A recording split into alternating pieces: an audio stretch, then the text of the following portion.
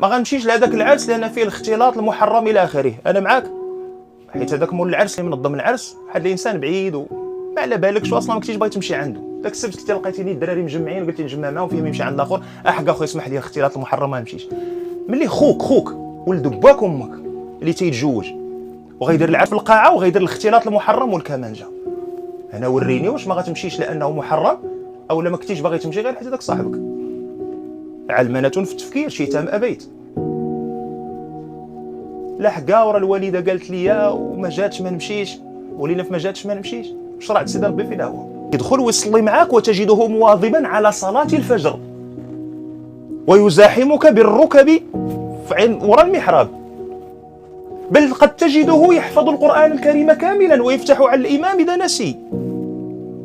لكن هذا لا يطرح عنده البتة إشكالا أنه يخرج من المسجد ليركب سيارته ليزاول عمله في ذلك المكان المحرم العمل فيه شرعا.